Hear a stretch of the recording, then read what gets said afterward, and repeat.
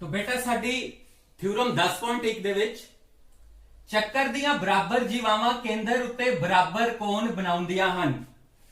ਸੋ ਸਾਨੂੰ ਇੱਕ ਚੱਕਰ ਦਿੱਤਾ ਹੋਇਆ ਬੇਟਾ ਜਿਹਦੇ ਵਿੱਚ ਦੋ ਜੀਵਾਵਾਂ ਦਿੱਤੀਆਂ ਹੋਈਆਂ AB ਔਰ CD ਔਰ ਇਹਨਾਂ ਦੋਨਾਂ ਜੀਵਾਵਾਂ ਦੀ ਲੰਬਾਈ ਕੀ ਹੈ, ਬਰਾਬਰ ਹੈ। ਤੇ ਅਸੀਂ ਸਿੱਧ ਕੀ ਕਰਨਾ ਕਿ ਇਹ ਦੋਨੋਂ ਜੀਵਾਵਾਂ ਕੇਂਦਰ ਉੱਤੇ ਬਰਾਬਰ ਕੋਣ ਬਣਾਉਂਦੀਆਂ ਨੇ, यानी एंगल AOB और एंगल COD आपस विच की है, बराबर।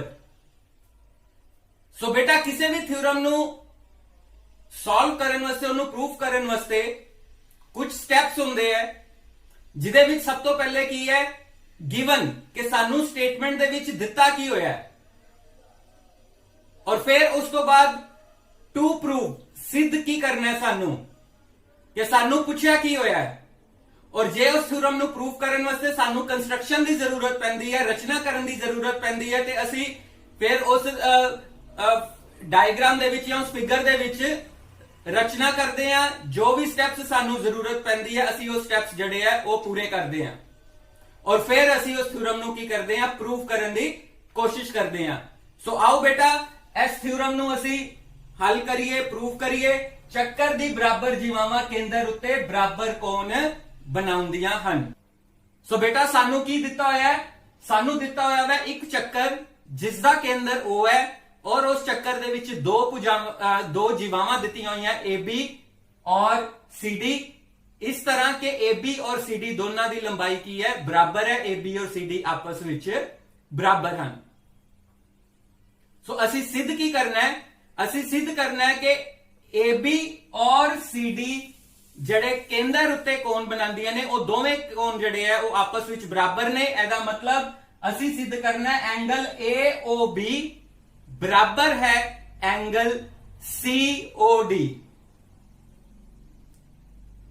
और असी रचना करनी है। रचना की करांगे असी OA नु मिलावांगे, OB नु मिलावांगे, OC नु मिलावांगे और OD नु मिलावांगे। सो 9th क्लास जदों असी O तो A, O तो B, O तो C और OD इन्हां नु मिला रहे हैं, तुहानू पता है, तुहानू समझाया गया कि केंद्र तो जदों चक्कर दे किसी बिंदु तक असी जड़ी भुजा बनाने हैं, रेखाखंड खिंचते हैं, वो उस चक्कर दा की हुंदी है, अर्धव्यास हुंदी है। की हुंदी है? अर्धव्यास। सो OA, OB, OC और OD साडे कोल की आ गए, अर्धव्यास आ गए। ठीक है ना। सो ए साडे कोल की आ गए, अर्धव्यास। हुन त्रिभुज AOB और त्रिभुज COD दे विच OA किदे बराबर है? OC दे। क्यों? क्योंकि दोनों अर्धव्यास ने, और अर्धव्यास की लंबाई की होंदी है, आपस विच बराबर होंदी है। उसी तरह ही OB और OD आपस विच बराबर ने। ए भी की ने, ए भी उस त्रिभुज दे की है, चक्कर दे की है, अर्धव्यास। और AB और CD आपस विच बराबर ने। क्यों? ये सानू गिवन है बेटा, ये दोनों जीवावां की लंबाई सानू बराबर दिती हुई है। हुण तुसी देखो कि दोनों त्रिभुजां की लंबाई दोनों जीवावां की लंबाई आपस विच बराबर है, और दोनों त्रिभुजां दे विच उन्हां दीयां संगत भुजावां आपस विच बराबर है। AO किदे बराबर है साडे कोल? OC दे। OB किदे बराबर है साडे कोल? OD दे। AB बराबर है CD। सो पूजा नियम दे अनुसार त्रिभुज AOB और त्रिभुज COD आपस विच की है, सरबंगसम है, कॉन्ग्रेंट ट्रायंगल्स है।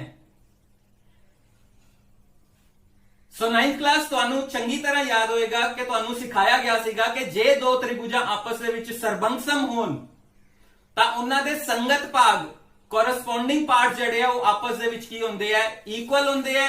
एदा मतलब की है एंगल AOB किदे बराबर आ जाएगा? एंगल COD दे। एंगल COD दे बराबर आ गया। CPCT यानी कि corresponding parts of congruent triangles.